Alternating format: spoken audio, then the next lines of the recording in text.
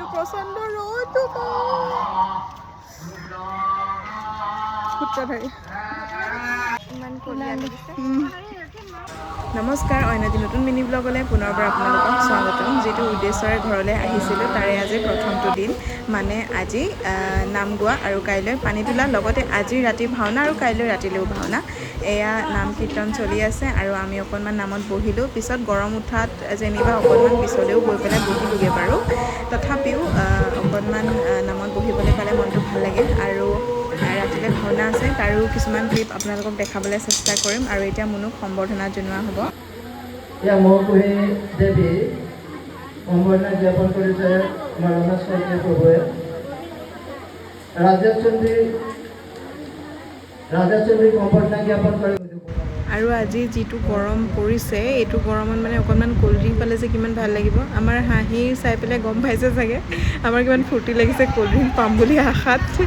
আৰু এয়া চাওকচোন, কাজিয়া আৰম্ভ হৈ গ'ল। এই যে বহুত দন্দুৰি হয়, এইবোৰ চব মেকআপবোৰ মোপাই ধৰিছে আৰু এইবোৰ মেকআপ কৰাটো মোপাই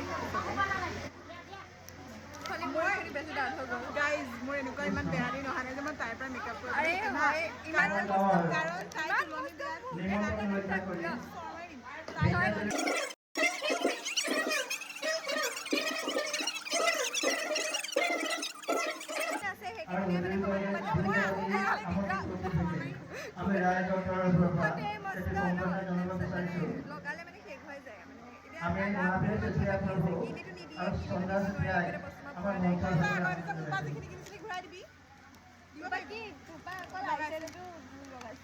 ইমান দিনে যে মই লগাই দিলোঁ সেইবিলাক কি হ'ল?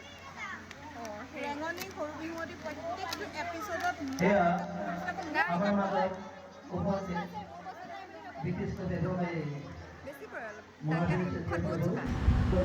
এনেকুৱা কাজিয়া প্ৰায়ে হৈ থাকে, কিন্তু আজি যেনিবা অন কেমেৰাতে হৈ গ'ল।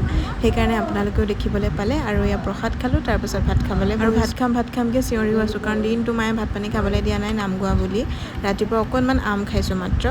এতিয়া আমাৰ নামঘৰৰ পৰা ঘৰলৈ 100 মিটাৰ, কিমান ক'লোঁ গম পাইছেনে? 100 মিটাৰ দূৰ টমটমত আহিছোঁ। আৰু আজিৰ ভিডিঅ'টো ইমানেই আছিলে।